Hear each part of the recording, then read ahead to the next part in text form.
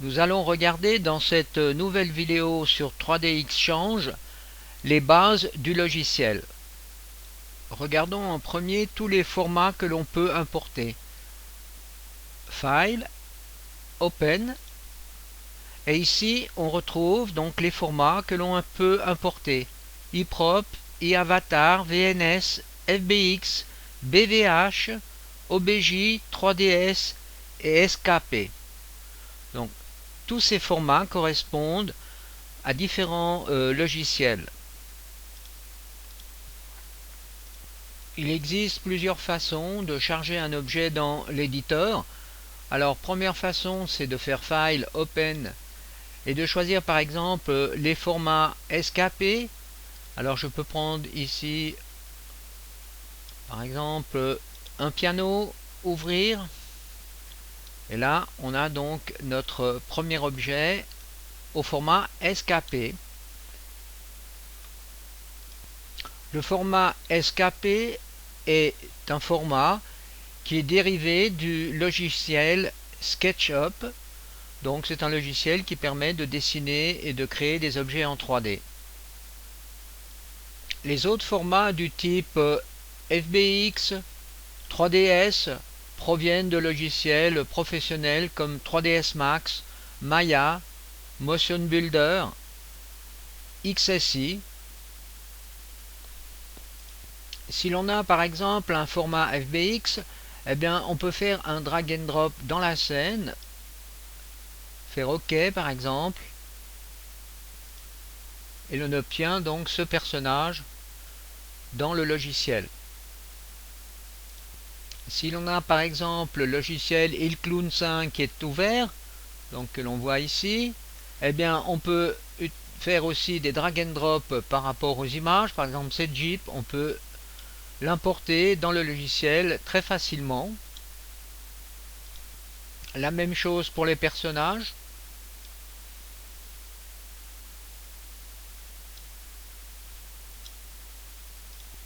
On peut aussi, grâce à ce logiciel, et ceci est extrêmement intéressant, aller chercher dans une banque de données qui est extrêmement importante, qui s'appelle Google 3D Values.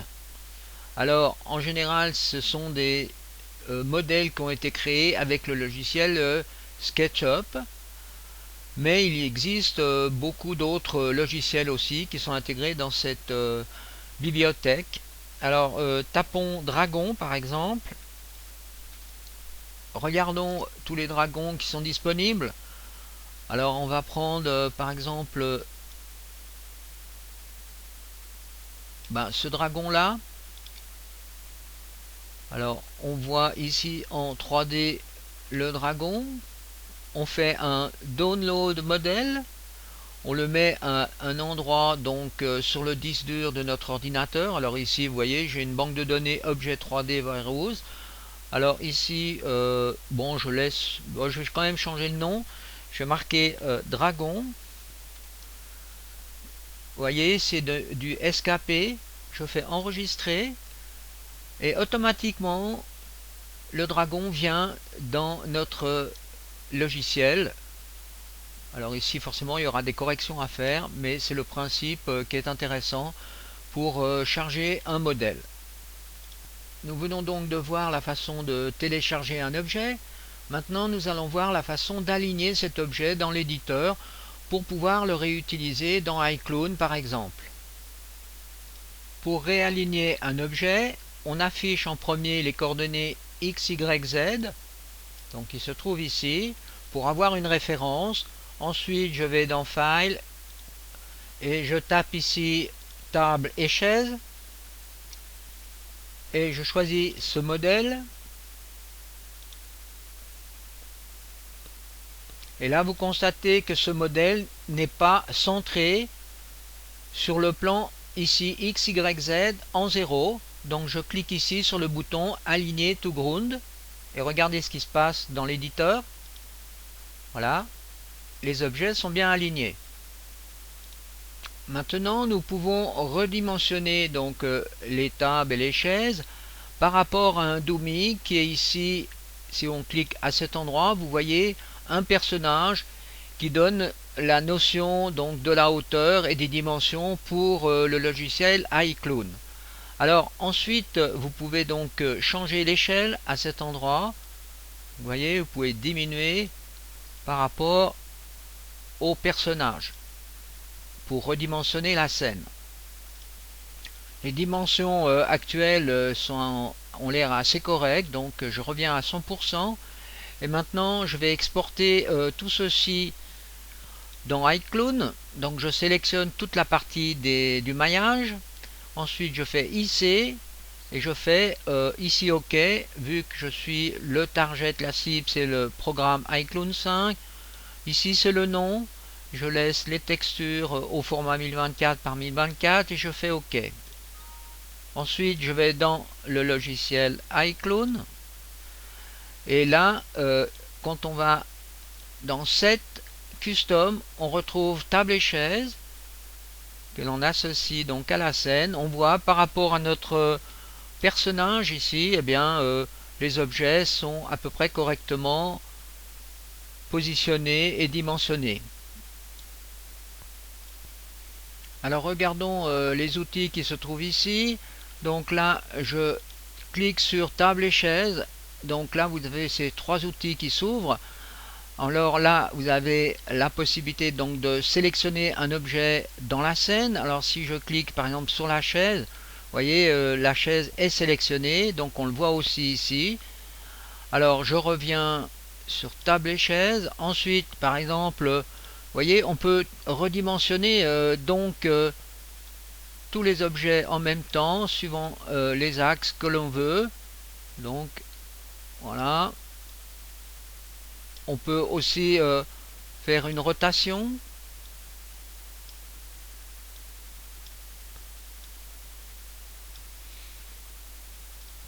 On peut effectuer une translation avec cet outil.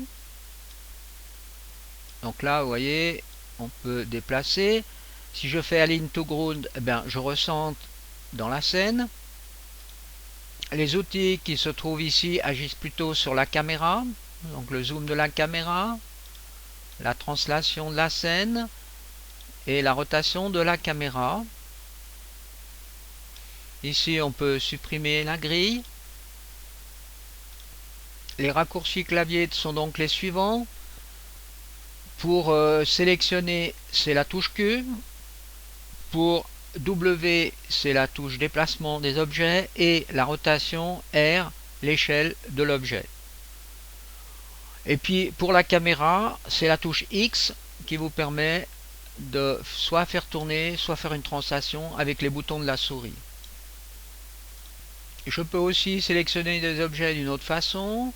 Par exemple, je me mets en profil, j'utilise l'outil de sélection et je peux faire, vous voyez, un lasso comme ceci pour sélectionner que ces parties-là, que l'on voit en somme ici. Nous avons encore ici différentes possibilités de regarder avec la caméra. Donc, caméra view, vous voyez, left, right, top. Donc là, il faudrait apprendre par cœur tous les raccourcis pour que ça aille beaucoup plus vite. Si l'on désire par exemple maintenant exporter que par exemple cette chaise qui se trouve ici, eh bien on va donc sélectionner la chaise ici dans la hiérarchie. Donc c'est cette chaise qui se trouve ici, front side et back side. Je donc sélectionne les deux avec la touche Shift. Ensuite ici je clique sur faire un sub propre. Donc vous voyez hiérarchiquement comment cette chaise s'est positionnée. Donc j'ai créé un composant chaise pour lui-même. Ceci me permet par exemple, vous voyez, en cliquant à cet endroit, de choisir d'éditer le pivot. Alors Edit Pivot, donc on voit que le pivot se trouve à cet endroit, mais j'aimerais que le pivot soit au centre de la chaise et en bas de la chaise. Donc je clique ici sur Bottom Center vous voyez, le pivot se trouve donc à cet endroit. Au moment où j'ai cliqué sur Edit Pivot, j'ai aussi cette fenêtre qui me permet d'éditer donc le pivot en rotation et en déplacement. Alors là, je vais faire Close. Maintenant que j'ai choisi que le pivot soit à cet endroit, je peux faire un Reset Transform pour cette chaise.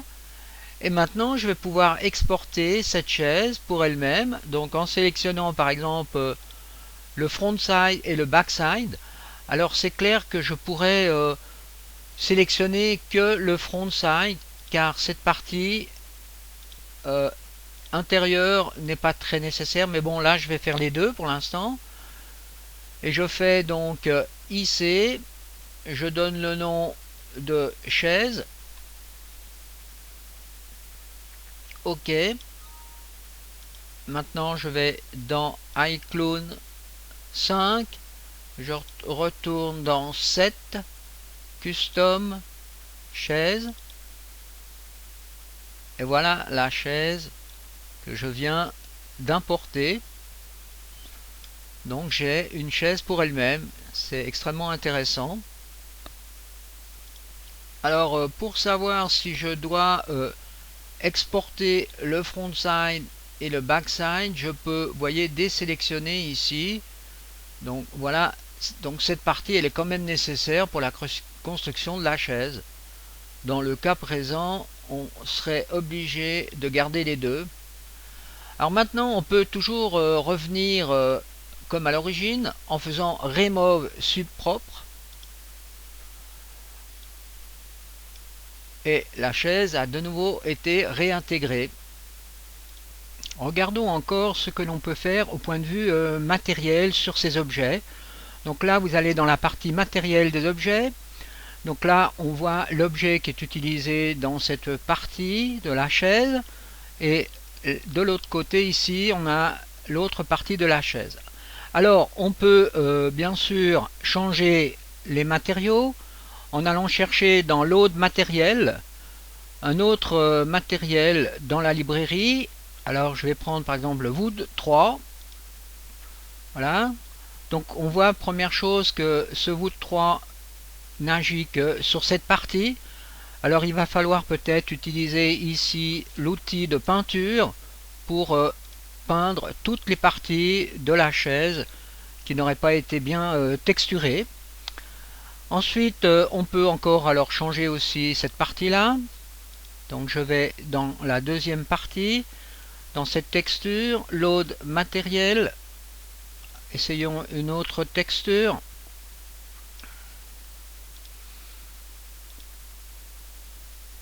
Voilà. Alors bon, c'est pas la meilleure des textures. On va en prendre encore une autre. Un Wood 6.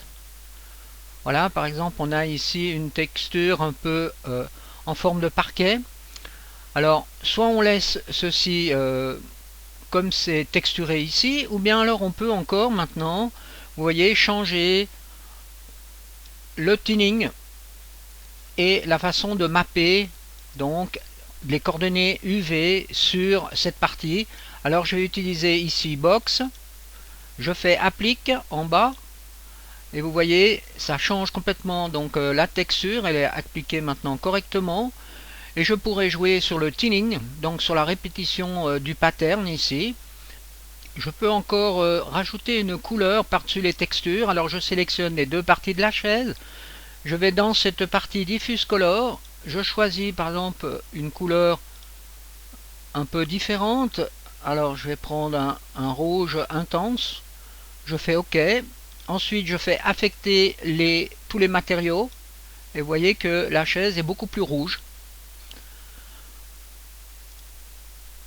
Alors essayons quand même de changer le thinning ici. Je vais mettre par exemple 4 en U et 4 en V. Regardez ce qui se passe dans l'éditeur. Voilà. On voit donc que l'on a la possibilité, grâce à cet éditeur aussi, de changer les textures.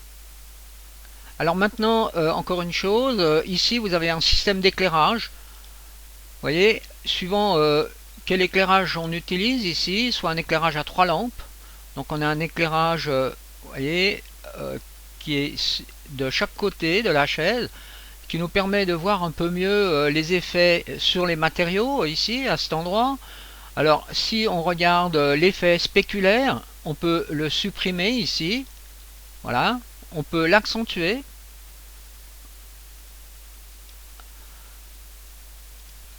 Maintenant, si on regarde sous la chaise, eh bien, on voit ici que ça n'a pas été texturé.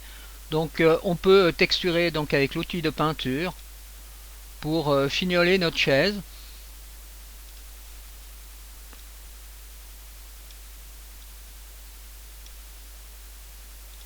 Donc une fois que la chaise est terminée, on peut l'exporter. Donc ici, je vais l'appeler donc chaise 1. OK. Maintenant, si je retourne dans iCloud, eh ben, je vois que cette chaise 1 qui se trouve ici, donc ceci sera la fin de cette vidéo sur les bases de 3D Exchange.